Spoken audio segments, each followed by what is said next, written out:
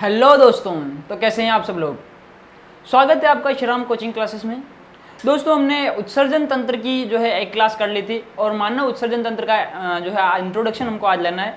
Last class में हमने उत्सर्जन के बारे में जाना था, उत्सर्जी पदार्थ क्या होते हैं उनके बारे में जाना था। तो जिन लोगों ने पहली क्लास नहीं है, डिस्क्रिप्शन में लिंक दिया हुआ है पहली क्लास का, तो आप जाकर के उत्सर्जन तंत्र की पहली क्लास देख लें। उसके बाद आइए आज शुरू करते हैं उत्सर्जन तंत्र की दूसरी क्लास। तो मानव का जो उत्सर्जन तंत्र है, इसमें हमको क्या पढ़ना होता है। बेसिकली मानव के उत्सर्जन तंत्र में हमको पढ़ना होता है कि मानव के उत्सर्जन तंत्र क्या क्या चीज़ शामिल है। इसमें शामिल होता है दोस्तों, सबसे पहला चीज़ इसमें किडनी शामिल होती है, वृक्क, जिसको हिंदी में वृक्क कहते हैं और इंग्लिश में इसको किडनी कहते हैं। ओके, और हमारे शरीर में कितनी किडनी होती है, तो हमारे शरीर में 2 किडनी होती है। इसके बाद दूसरी चीज़ जो होती है, इसमें क्या शामिल होती है, किडनी से जो मूत्र बन रहा है उस मूत्र को लाने वाली नलियाँ होती है, जिनको यूरेटर या मूत्रवाहिनी कहते हैं। तो मूत्रवाहिनी या फिर इसको इंग्लिश में यूरेटर्स कहा जाता है। तो ये यूरेटर्स शामिल होते हैं, यूरेटर्स। ओके, यूरेटर्स कितने होते हैं, 2 होते हैं। इसके बाद तीसरी चीज़ जहाँ पर मूत्र आकर के इकट्ठा होता है, इसको मूत्राशय या इंग्लिश में इसको यूरिनरी ब्लैडर कहा जाता है। Urinary bladder.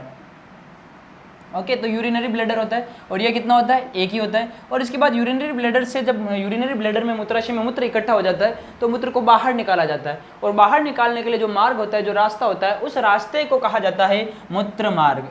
मूत्र मार्ग। ओके, और मूत्र मार्ग या फिर इसको कहा जाता है यूरिथ्रा, मूत्र मार्ग या यूरिथ्रा। तो पहले आप रूपरेखा देख ले चैप्टर की, क्या क्या है कि मानव के उत्सर्जन तंत्र में क्या क्या चीज़ शामिल है। इसमें शामिल है किडनी यानी कि वृक्क, जिसको आप गुर्दे भी कहते हो, ये 2 होते हैं। इसके बाद मूत्रवाहिनी यानी कि यूरेटर्स, उसके बाद है ये भी 2 होते हैं, मूत्राशय या यूरिनरी ब्लैडर एक होता है। अच्छा, बहुत से लोगों को कन्फ्यूजन रहता है, जो लोग थोड़ी बहुत बायोलॉजी जानते हैं वो बहुत बार यूरिनरी ब्लैडर को गोल ब्लैडर बोल देते हैं ना। ध्यान रखना, गोल ब्लैडर अलग चीज़ होती है। हमारे यकृत में जहाँ पर पित्तरस बनता है, वो पित्तरस बनकर के संरचना में इकट्ठा होता है, जिसको पित्ताशय कहा जाता है। तो पित्ताशय को गोल ब्लैडर कहते हैं। और जहाँ पर मूत्र इकट्ठा होता है इसको क्या कहते हैं अपन, मूत्राशय यानी यूरिनरी ब्लैडर। ओके, तो यूरिनरी ब्लैडर में यूरिन होता है और गोल ब्लैडर में क्या होता है, पित्त यानी कि बाइल जूस में भरा होता है। ओके, और लास्ट है मूत्र मार्ग या यूरिथ्रा। तो इसको मैं डायग्रामेटिक समझा रहा हूँ, आप इसको फटाफट से नोट करते जाए, साथ के साथ जिनके नोट्स कंप्लीट नहीं है वो कंप्लीटली नोट्स बना लें इनको देख के। इसके आप चाहो तो स्क्रीनशॉट भी ले सकते हो। आगे चलते हैं अपन, और सबसे पहले अपना क्या पढ़ना पड़ेगा, पहला टॉपिक पढ़ना पड़ेगा वृक्क या किडनी। तो आइए स्टार्ट करते हैं किडनी, गुर्दा वृक्क का। तो पहले तो लेते हैं वृक्क की सामान्य जानकारी। तो ये रही अपनी हेडिंग, ऐसे स्टार बना के हेडिंग डाल देंगे, वृक्क। वृक्क या इसको अपन क्या कहते हैं, इंग्लिश में किडनी कहते हैं, किडनी। ओके, किडनी के बारे में सबसे पहले देखना, जैसे मैं बायोलॉजी में जब भी कोई चैप्टर पढ़ाता हूँ तो उसमें उन अंगों की उत्पत्ति बताता हूँ, ओरिजिन बताता हूँ। तो किडनी का जो ओरिजिन होता है, इसकी जो उत्पत्ति होती है वो होती है मीजोडर्मल। इसकी उत्पत्ति मीजोडर्मल होती है, मीजोडर्मल।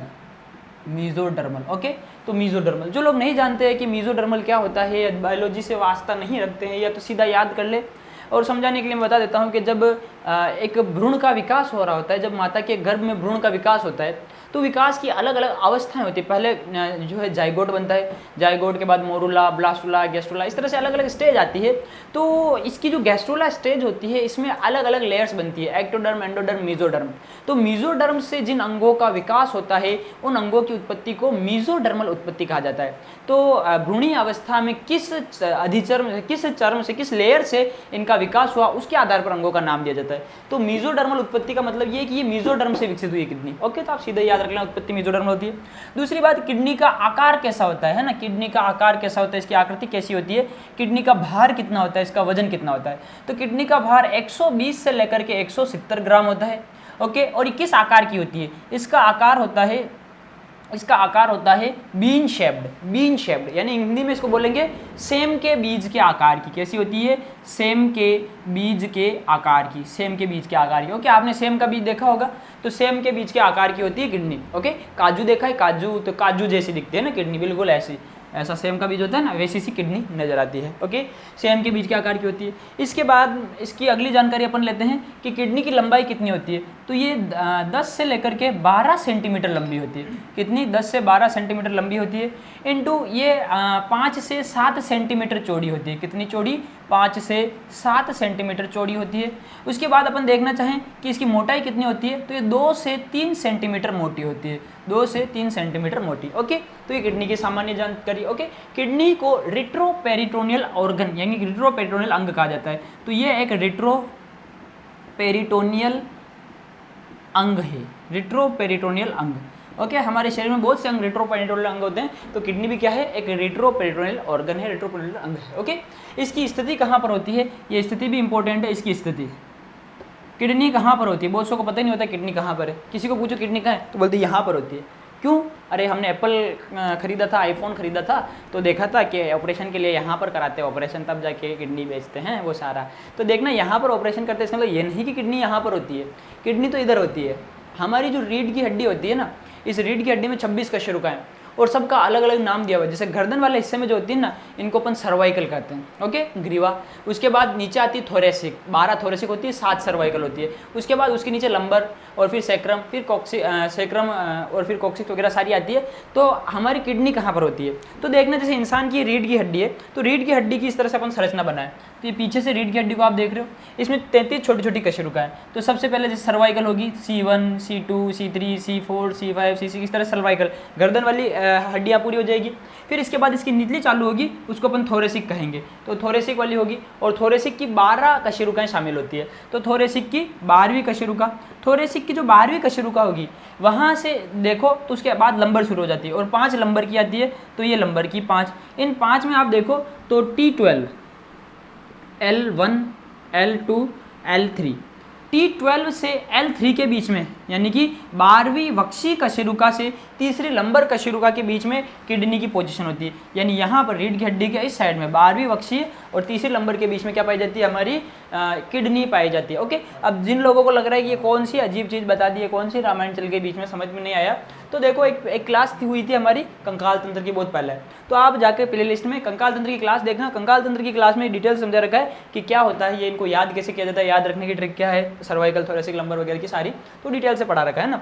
तो आपको बस इसकी रेस्पेक्ट में, इसके संदर्भ में, इसके सापेक्ष स्थिति बताई जाए किडनी की तो कहाँ होती है, तो हमारी जो 12वीं वक्षीय कशेरुका है वहाँ से लेकर के तीसरी लंबर कशेरुका के बीच में होती है। अच्छा, बहुत सी बुक्स है ना, इनको ऊपर नीचे कर देती है, जैसे इसको पहले नंबर से चौथे नंबर के बीच में बता देते हैं और इसको 11वें थोरेसिक से लेकर के दूसरी नंबर के बीच में बता देते हैं। तो देखो, हम किसी बुक को नहीं मानते हैं, हम सिर्फ और सिर्फ अच्छी लेवल्स की बुक को मानते हैं। तो NCERT 11th NCERT है ना, 11वीं की NCERT की जो बुक है उसमें जो चैप्टर दिया है उत्सर्जन तंत्र का, वहाँ पर स्थिति क्या बताइए, T12 से L3, तो अपन उसी को सही मानेंगे। T12 से L3 इनकी पोजीशन होती है, बाकी छोटी मोटी किसी बुक की अपन सुनते नहीं है। ओके, तो इसकी स्थिति क्या होती है, तो इसकी स्थिति होती है शॉर्ट में तो अपन बता देंगे T12 से L3, ये तो आपको याद रखना है T12 से L3। और अगर आप पूरा लिखना चाहो तो पूरा कैसे लिखेंगे, 12वीं वक्षीय कशेरुका से, 12वीं वक्षीय कशेरुका से तीसरी लंबर कशेरुका तक, यहाँ तक इसकी पोजीशन होती है। 12वीं वक्षीय कशेरुका से तीसरी लंबर कशेरुका तक इसकी पोजीशन होती है। तो ये आपको याद रखना है। क्या? हाँ, किडनी की उत्पत्ति कैसी होती है, मीजोडर्मल। किडनी का भार कितना होता है, 120 से 170 ग्राम। किडनी जो होती है ये लंबाई कितनी होती है, 10 से 12 सेंटीमीटर चौड़ाई इसकी कितनी होती है, तो इसकी चौड़ाई 5 से 7 सेंटीमीटर होती है। और इसकी मोटाई कितनी होती है, तो इसकी मोटाई 2 से 3 सेंटीमीटर होती है। आकार कैसा होता है, सेम के बीज के आकार की होती है। इसके बाद आपको ध्यान में रखना है कि ये कैसा अंग है, रेट्रोपेरिटोनियल अंग है। और इसकी स्थिति कहाँ है, T12 to L3, यानी कि 12वीं वक्षीय कशेरुका से लेकर के तीसरी लंबर कशेरुका के बीच में क्या पाई जाती है, किडनी पाई जाती है। आइए अब इसको डायग्रामेटिक समझते हैं किडनी को। फटाक से स्क्रीनशॉट ले लो या इसको छाप लो पॉज करके, आगे बढ़ जाते हैं। हेडिंग अपना किडनी है ना, किडनी के अंदर ही चल रहा है।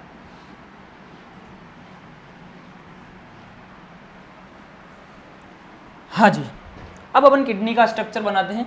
तो हमारे शरीर में कितनी जोड़ी किडनी होती है, फटाक से बोलोगे 2 जोड़ी। नहीं भैया, 2 जोड़ी नहीं, 1 जोड़ी ही बोलेंगे।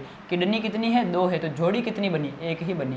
ओके, किडनी की संरचना देखते हैं।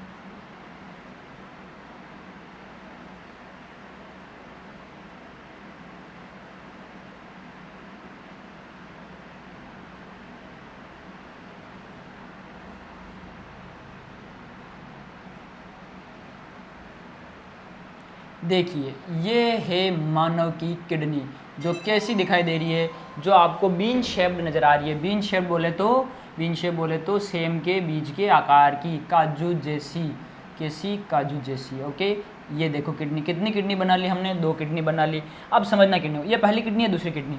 एक किडनी जो मैंने बनाई है, इसके ऊपर मैं ऐसी संरचना बना देता हूँ, ये ऐसी सी, और इस किडनी के ऊपर मैं ऐसी सी संरचना बनाता हूँ। किडनी के ऊपर टोपी पहना दी क्या? अरे नहीं रे बाबा, ये टोपी नहीं है। जो किडनी होती है ना, किडनी, इस किडनी के ऊपर एक ग्रंथि होती है जिसको अधिवृक्क ग्रंथि कहा जाता है। तो ये क्या है? ये अधिवृक्क ग्रंथि है। इंग्लिश में इसको एड्रिनल ग्लैंड कहा जाता है। एड्रिनल ग्लैंड, अधिवृक्क ग्रंथि, अधिवृक्क ग्रंथि या एड्रिनल ग्लैंड, ओके, अधिवृक्क ग्रंथि। इस ग्रंथि से क्या होता है? इससे बहुत सारे हार्मोन निकलते हैं। ये ग्रंथि दो भागों में बटी होती है, कोर्टेक्स और मेडुला। एक इसका इमरजेंसी हार्मोन भी यहीं से रिलीज होते हैं, और भी बहुत सारे हार्मोन, कैटेकोलामीन वगैरह यहाँ से रिलीज होते हैं। तो इस ग्रंथि से रिलेटेड जानकारी अपन ग्रंथियों वाले चैप्टर में पढ़ेंगे, जो कि कुछ ही दिनों में आ जाएगा। उसके बाद दो किडनी आपको दिखाई दे रही है, तो ये किडनी है और ये किडनी है। देखो, ये इंसान की पोजीशन इस तरह से है, ओके। अब ऐसी पोजीशन है, ऐसी किडनी निकाली और यहाँ पर छाप दी छपाक। अब इधर की किडनी और इधर की किडनी, आपको लग रहा है डायग्राम टेढ़ा हो गया क्या? ये किडनी थोड़ी नीचे रह गई, ये थोड़ी सी ऊपर, तो नहीं, ये किडनी थोड़ी सी नीचे। अब देखो, ये वाला मेरा लेफ्ट हिस्सा और ये वाला मेरा राइट हिस्सा, तो ये किडनी मेरी कौन सी होगी? राइट वाली किडनी। तो ये हमारी राइट किडनी है, राइट किडनी, राइट किडनी। और ये वाली कौन सी होगी? ये लेफ्ट किडनी होगी, ये left kidney, okay, left kidney. तो आप देखना कि राइट किडनी और लेफ्ट किडनी में ये वाली किडनी थोड़ी सी नीचे आ रही है। अब थोड़ी सी नीचे क्यों है? क्योंकि इधर की साइड में हमारा लीवर होता है, लीवर होता है। तो लीवर को जगह देने की वजह से किडनी किधर आ जाती है? थोड़ी सी नीचे आ जाती है। लीवर को जगह देने की वजह से किडनी नीचे है ना। हाँ, अब देखना अपन बात करते हैं ये नीचे क्यों है? तो लीवर को जगह देने के लिए थोड़ी सी नीचे होती है। अब देखना, यहाँ पर ब्लड आता है, तो रेड कलर का मार्कर चल नहीं रहा है, तो इसी से काम चला लेते हैं, ओके। तो मैं आने वाले प्योर ब्लड को इधर से बताता हूँ। ये खून की नली आ रही है, खून की नली आ रही है, ये आ रही है, ये खून आया, ओके। तो इधर से ऐसे तीर लगा दिया, उसका मतलब ब्लड आ रहा है, और ये ब्लड इसमें आया और ये ब्लड इसमें आया। जो नली किडनी के अंदर रक्त लेकर के आ रही है, देखो रक्त को लाने वाली हृदय से लेकर के आ रही होगी, तो रक्त को जो लाने वाली होती है उसको अपन कहते हैं धमनी, और जो हृदय की और रक्त को ले जाती है उसको कहते हैं शिरा। तो कंफ्यूज ना हो, देखो इधर ये है दिल, ओके। बायोलॉजिकली दिल ऐसा नहीं होता है, बट मान लो दिल है। दिल से जो रक्त को दूर लेके जा रही है उसको कहते हैं धमनी, यानी कि इंग्लिश में कहेंगे आर्टरी, ओके। और जो दिल की और रक्त को लेकर के आ रही है इसको कहेंगे शिरा, यानी इंग्लिश में कहेंगे इसको वेन, ओके। तो ये जानकारी हमेशा ध्यान में रखना कि जो रक्त को दिल की ओर लेके आती है उसको अपन शिरा कहते हैं, और जो दिल से दूर लेके जाती है उसको धमनी कहते हैं। तो दिल से दूर रक्त निकला होगा और वही रक्त यहाँ पर आ रहा है, तो ये ओवरऑल क्या होगी? धमनी होगी, क्योंकि दिल से दूर रक्त लेकर के आई है, इसको धमनी कहेंगे। और वृक्क के अंदर जो ब्लड सप्लाई कर रही है इसको वृक्कीय धमनी कहेंगे। क्या कहेंगे? वृक्कीय धमनी। तो ये वृक्कीय धमनी है, जिसको इंग्लिश में कहते हैं रीनल आर्टरी, रीनल आर्टरी। तो ये रीनल आर्टरी है। रीनल आर्टरी क्या करती है? ये किडनी के अंदर खून लेकर के आती है, ओके। किडनी में खून आया, अब ये खून को यहाँ पर फिल्टर किया जाएगा, किडनी के अंदर खून को छाना जाएगा, और छानने के बाद अब खून में छान करके यूरिया को अलग किया जाएगा। वो यूरिया तो इस नली के जरिए निकल जाएगा, इस नली के बारे में बाद में पढ़ेंगे। और बाद में जो प्योर ब्लड होगा ना, जिसमें से यूरिया निकाल दिया, वो खून वापस से इधर रिटर्न कर दिया जाएगा। तो ये मैंने ऐसे ब्लू कलर से बना रहा हूँ, ये ऐसे, तो ये इधर से जाने वाला रखते हैं, ओके। ये जाने वाला तो जाने वाले के लिए मैं कैसा तीर बना देता हूँ? ऐसे। आपको ये तीर का मुंह सही से नज़र नहीं आ रहा हो तो 3 डॉट पे क्लिक करके और अपने वीडियो की क्वालिटी आप बढ़ा देना, है ना। 360 पे देख रहे हो तो उसको 1080 कर देना, सब कुछ क्लियर नज़र आएगा। इतना क्लियर नज़र आएगा कि इधर तुमको इसके एटम भी नज़र आने लग जाएंगे, जो मार्कर से लिख रहा हूँ। शायद क्या है, ज़्यादा हो गया क्या? कोई बात नहीं, लपेटते रहो। अब इधर देखो, यहाँ पर अपन देखते हैं, यहाँ से खून जा रहा है, ये खून जा रहा है ऐसे ऐसे ऐसे। अब खून को दिल की ओर ले जाने वाली को क्या कहते हैं? शिरा कहते हैं। तो ये ले जाने वाली शिरा होगी। अब कहाँ से लेकर जा रही है? वृक्क से लेकर जा रही है, तो इस ले जाने वाली को अपन वृक्कीय शिरा कहेंगे। क्या कहेंगे? वृक्कीय शिरा, ओके। वृक्कीय शिरा, वृक्कीय शिरा को इंग्लिश में कहेंगे रीनल वेन। तो ये है भैया जी रीनल वेन, रीनल वेन हो गई ओके। हाँ जी, इसके बारे में इतनी जानकारी होगी। तो प्योर ब्लड आएगा इधर, प्योर ब्लड आएगा इधर, खून को फिल्टर करेगा, फिर फिल्टर होकर के जो यूरिया होगा वो तो इस नली में चला जाएगा और ब्लड वापस से दूसरी नली से बाहर निकल जाएगा, ओके। तो ये नली, इसमें क्या जाएगा? इसमें जो खून छनने के बाद जो अपशिष्ट पदार्थ है, यानी कि जो मूत्र है, वो मूत्र इसमें से होकर के गुजरेगा। तो ये चीज़ क्या है? इसको कहते हैं यूरेटर। क्या कहते हैं? यूरेटर, हिंदी में लिखता है। इसको कहते हैं मूत्र वाहिनी। क्या कहते हैं? मूत्र वाहिनी। तो अभी थोड़ी देर पहले जब मैं इंट्रोडक्शन दे रहा था तब मैंने बोला था किडनी 2 होती है, डायग्राम में देख रही किडनी 2 होती है।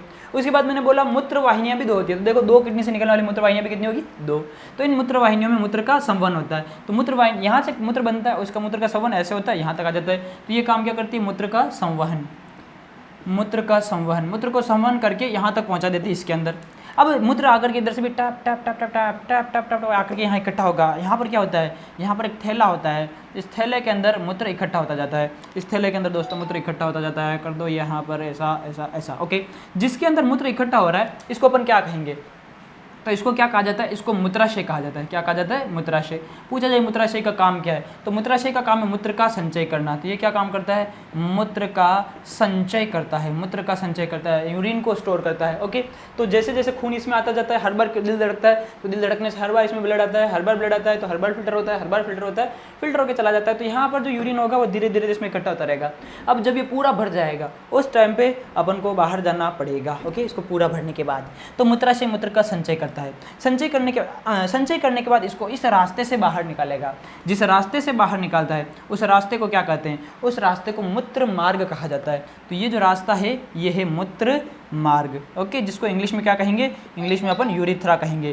तो यूरिथ्रा से क्या होता है, यूरिथ्रा से आपका मूत्र बाहर निकलता है। तो सिंपल है, देखो ब्लड आया, छन्ना, यूरिन बनना, मूत्र आकर के यहाँ पर इकट्ठा हो गया कहाँ, मूत्राशय में, और बाद में इस रास्ते से बाहर निकल गया। अब देखना यहाँ पर जो मूत्र, ये यूरिनरी ब्लैडर जो होता है भरता है, क्या है यार, यूरिनरी ब्लैडर जो भरता है, यूरिनरी ब्लैडर भरा है, तो इसके भरने के बाद देखना कि ये भी तो हो सकता है कि जो यूरिन इसमें है इधर से ऐसे होकर के वापस नली में उल्टा चला जाए और किडनी में चला जाए, इधर से ऐसा होकर उल्टा चला जाए किडनी में चला जाए। ऐसा होता नहीं है, क्यों, हम आपने सोचा नहीं होगा, लेकिन अब मैं आपके दिमाग में बात डाल रहा हूँ कि ऐसा भी तो हो सकता है कि जो मूत्र इसमें भरा है ये उल्टा चला जाए, लेकिन होता नहीं है। अब बहुत के दिमाग में कपाट है, यार हर जगह कपाट थोड़ी होंगे यार। देखो इधर इसमें क्या होता है कि स्ट्रक्चर होती है ऐसी सी त्रिभुज जैसी, ओके, ये ऐसी त्रिभुज जैसी, इसको ट्राइगोन कहते हैं। ये ट्राइगोन है, ऐसी सी स्ट्रक्चर होती है जिसको ट्राइगोन कहा जाता है। ट्राइगोन है ना, 3 कोने वाली ट्राइगोन।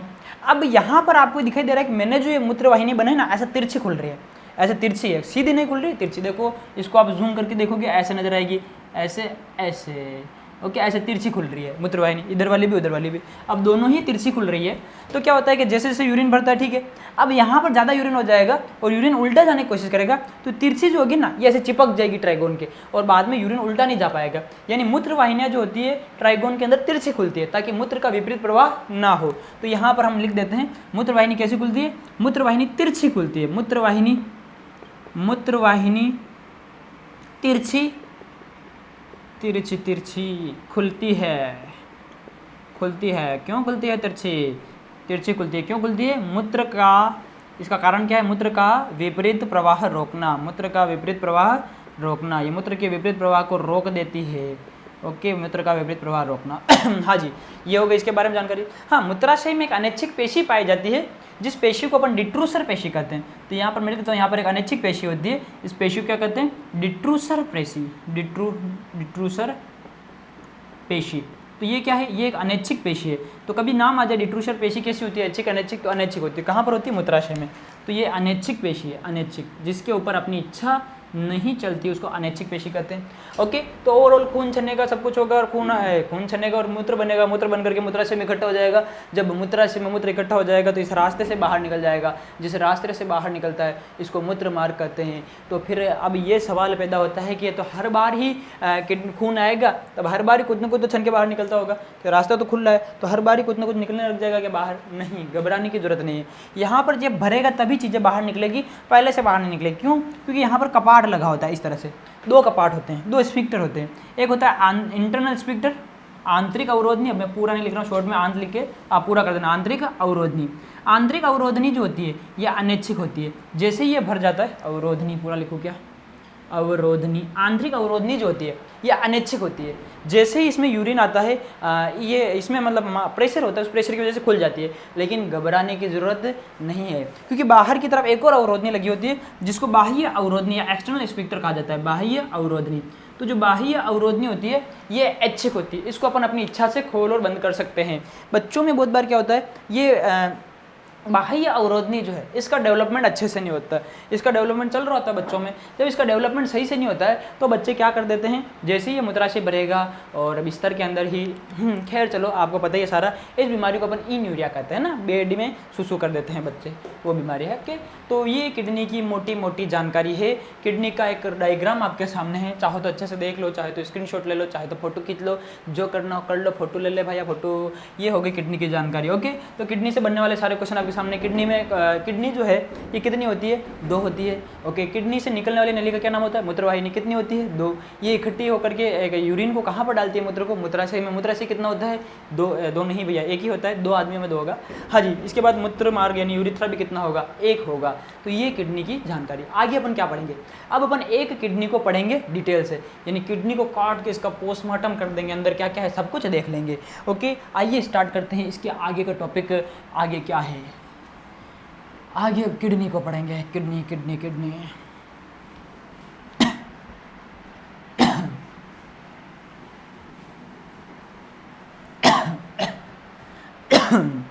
हाँ जी, kidney kidney kidney kidney kidney kidney की आप स्ट्रक्चर देखो तो ऐसे मैं किडनी को ऐसा, जैसे किडनी बनी थी ना, ये किडनी है किसी की, इस किडनी को बीच में से खचा ऐसे काट दिया, काट के आधा अलग कर दिया, आधा अलग कर दिया। अब वो आधे को आपको दिखा रहा हूँ, ऐसे छाप रहा हूँ पूरा आधा। काटने के बाद अंदर से कैसी नज़र आती है, तो अपने किडनी को काट करके अंदर से देखते हैं तो अंदर से किडनी कुछ ऐसी नज़र आती है जैसी मैं बना रहा हूँ। हैं, ये ऐसी तो नहीं हो सकती बिल्कुल भी, राक्षस की किडनी है क्या? क्या हो रहा है, किसी की नज़र लग गई है क्या? ये किडनी। ओके, किडनी ऐसी होती है, बिल्कुल भी बालू ऐसी नहीं लग रही है, सेम के बीच के आकार की। ओके, कोई बात नहीं, चलो छोड़ो, एक बार ही सही बनी, उसके बाद बनी ही नहीं। ये किडनी है। किडनी के अंदर आप स्ट्रक्चर देखो तो किडनी की स्ट्रक्चर आपको कुछ ऐसी सी नज़र आएगी। ओके, मतलब किडनी अंदर से 2 हिस्सों में बटी होती है। एक हिस्सा इसका बाहर का, ये डोटेड ऐसे ऐसे बना देते हैं।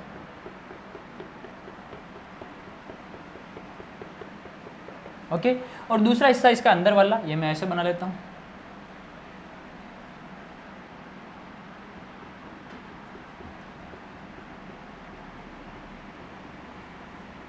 ओके, जो बाहर का हिस्सा बना है, इस बाहर के हिस्से को क्या कहते हैं? इस बाहर के हिस्से को अपन कॉर्टेक्स कहते हैं। किधर बनाऊँ मैं कॉर्टेक्स, इधर ही बना देता हूँ। इस बाहर के हिस्से को अपन कॉर्टेक्स कहते हैं, कॉर्टेक्स। ओके, और ये कॉर्टेक्स आपको देखने में कैसा दिखाई दे रहा है, तो आपको बहुत सारे dot dot dot dot dot नज़र आ रहे हैं। तो कॉर्टेक्स जो होता है ये दानेदार दिखाई देता है। कैसा? दानेदार। ओके, तो कॉर्टेक्स देखने में आपको दानेदार नज़र आता है। इसके ये मैंने लाइन बनाई, इसके अंदर का इधर वाला इलाका है, इस वाले इलाके को अपन मेडुला कहते हैं। क्या कहते हैं? मेडुला। तो ये वाला हिस्सा मेडुला। जैसे मेडुला के अंदर यहाँ पर जो आपको ऐसी लाइनें नजर आ रही है ना, ये खड़ी खड़ी लाइनें, ये मेडुला का एक हिस्सा है, पिरामिड। यहाँ पर बने हुए ये पिरामिड, और ये पिरामिड किसका हिस्सा है? मेडुला का। तो मेडुला ऐसे लिख दो, मेडुला का हिस्सा पिरामिड है ना, मेडुला, और इसका एक हिस्सा है पिरामिड, पिरामिड। ओके, अब देखना कॉर्टेक्स के अंदर क्या क्या चीज़ें आती है। इसके अंदर बोमेन कैप्सूल आता है, इसके अंदर पीसीटी आती है, और इसके अंदर डीसीटी आती है, डीसीटी। और इसके अंदर क्या क्या आता है? इसके अंदर एचएल हैनले लूप आता है, और इसके अंदर कलेक्टिंग ट्यूब्यूल सीटी आती है। ये थोड़ी सी अजीब बात हो गई कि मैंने ऐसे कैसे नाम लिख दिए जो आप, ये बीसी का मतलब बोमेन कैप्सूल है ना, ये मैंने ऐसे कैसे नाम लिख दिए जो आपने कभी सुने ही नहीं है। तो देखो, इसके लिए आपको एक क्लास का वेट करना पड़ेगा। अगली क्लास में इन सब को खोल के बताएंगे, बीसी, पीसीटी, डीसीटी, एचएल, सीटी क्या है, ये सारा डिटेल से समझाएंगे। लेकिन उस क्लास के लिए आपको इस क्लास की जानकारी होनी चाहिए। तो उस क्लास में बोलूँगा, बोलो कॉर्टेक्स में आएगा, मेडुला में आएगा, तब आपको बताना पड़ेगा हैनले लूप मेडुला में आ रहा है, कलेक्टिंग ट्यूब्यूल या संग्रह नलिका मेडुला में आ रही है, बोमेन कैप्सूल कॉर्टेक्स में आ रहा है, तो कौन सा हिस्सा कहाँ पर आता है वो आपको वहाँ पर बताना पड़ेगा। हाल फिलहाल मान लो कुछ संरचना है जो इसके अंदर होती है। अब इसके अंदर क्या क्या होता है? बीसी, पीसीटी और डीसीटी। इसके अंदर क्या होता है? एचएल एंड सीटी, यानी हैनले लूप और कलेक्टिंग ट्यूब्यूल। इसको मैं थोड़ी देर बाद या इसी क्लास में टाइम हुआ तो इसी क्लास में एक्सप्लेन कर देंगे। इसके बाद देखना, मेडुला के बाद अगला जो हिस्सा होता है इसको अपन रीनल पेपिला कहते हैं। तो ये अगला हिस्सा, इसको अपन पहले बना लेते हैं पूरा।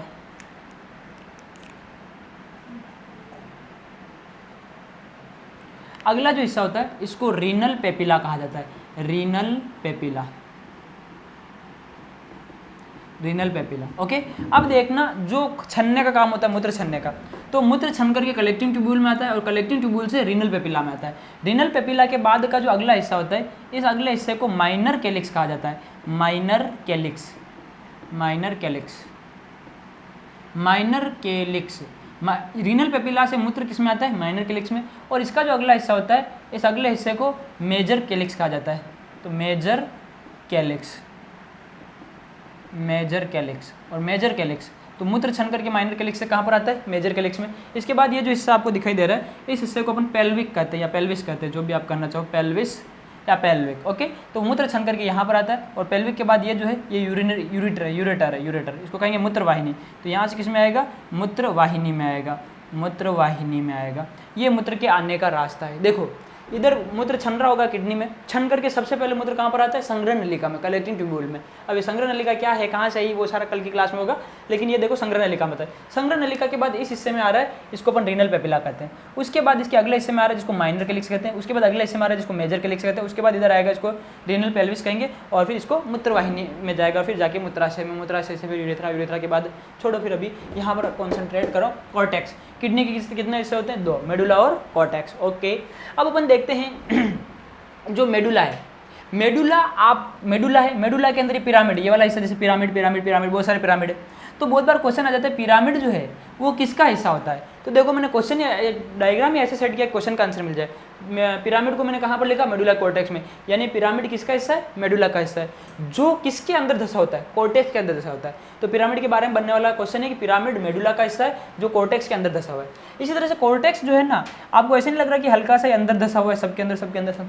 एक साइंटिस्ट था जिसका नाम था बर्तीनी, क्या नाम था, बर्तीनी। उस बर्तीनी नाम के साइंटिस्ट ने इन जगहों को खोजा था। उसने बोला ये स्तंभ है जो अंदर धसे हुए, और उसने इन स्तंभों को बोल दिया बर्तीनी के स्तंभ, बर्तीनी के स्तंभ। ओके, तो पूछा जाए बर्तीनी के स्तंभ किसका हिस्सा है, तो बर्तीनी के स्तंभ जो होते हैं वो कॉर्टेक्स का हिस्सा है, जो कहाँ पर धसा हुआ है, मेडुला में। ओके, अब देखो पिरामिड मेडुला का हिस्सा है जो कॉर्टेक्स में धसा हुआ है, और बर्तीनी के स्तंभ कॉर्टेक्स का हिस्सा है जो कहाँ पर धसा हुआ है, मेडुला में धसा हुआ है। ओके, इसके बाद इनकी संख्या देखी जाए तो जहाँ से मैं बता रहा हूँ बस वो याद रखना, रीनल पेपिला की संख्या कितनी होती है, तो इसकी संख्या होती है 8 से 12। कितनी होती है, 8 से 12, क्योंकि पिरामिड भी 8 से 12 होंगे, तो रीनल पेपिला भी 8 से 12। इसके बाद माइनर कैलिक्स भी कितने होंगे, ये 8 से 12 होंगे। ओके, इसके बाद ये मेजर कैलिक्स कितना होगा, मेजर कैलिक्स 3 से 4 होते हैं। ओके, तो एक किडनी के अंदर अब मैं आपको ये चीज़ लिख रहा हूँ, ये चीज़ आपको याद रखनी, क्या, ईच किडनी, एक किडनी में है ना, एक किडनी में पूछा जाए कि माइनर कैलिक्स कितने होते हैं, या सॉरी सबसे पहले रीनल पेपिला कितने होते हैं। रीनल पेपिला जो होते हैं ये होते हैं 8 से 12।